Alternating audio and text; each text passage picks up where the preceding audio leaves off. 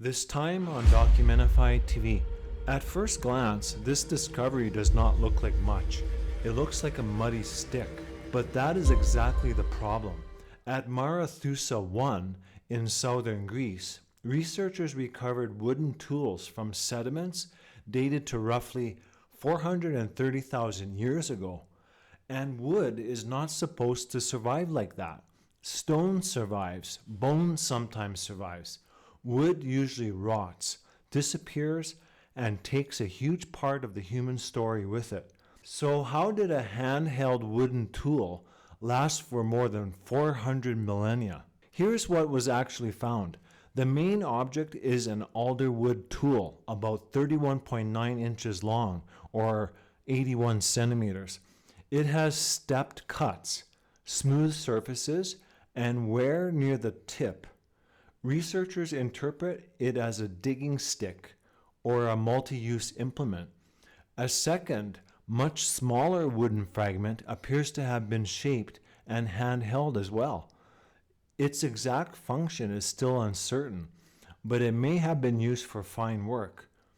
That matters because it hints at a wider toolkit made from materials that almost never make it into the archaeological record. Now here is the contradiction.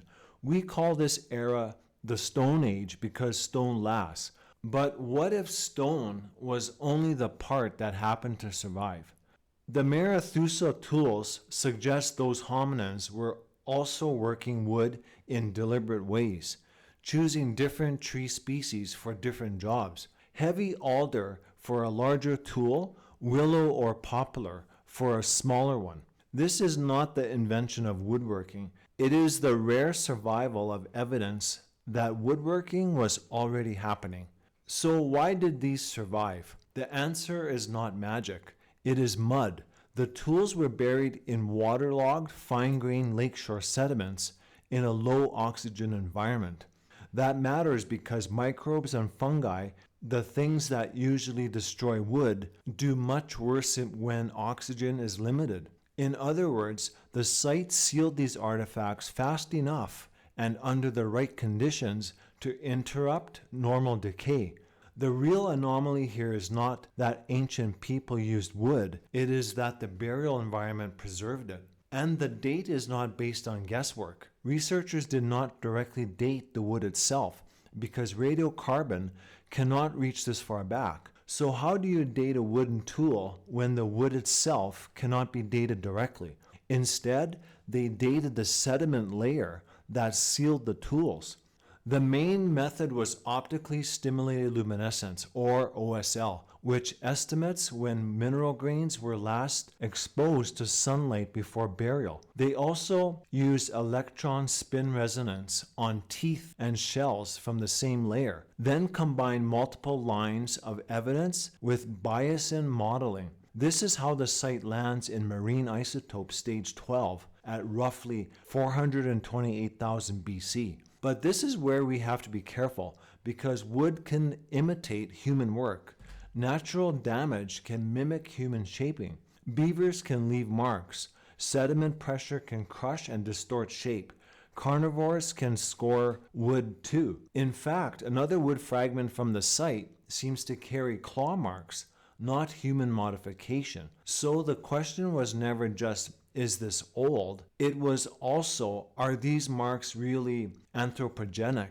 Researchers compared cut patterns, surface damage, and 3D topographic features to separate human shaping from gnawing, clawing, and geological pressure.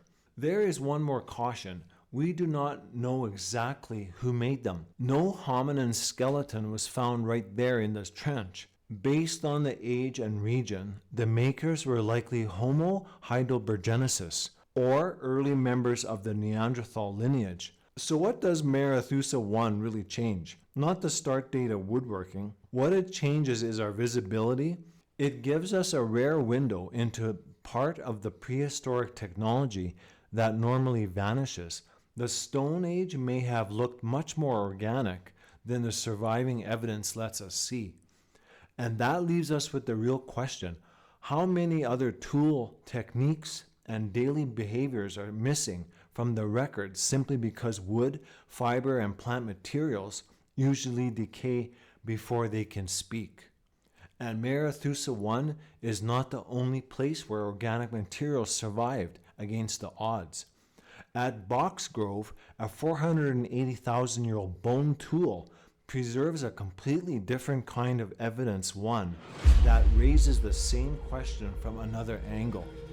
That's it for today's video, folks. See you next time, right here on Documentify TV.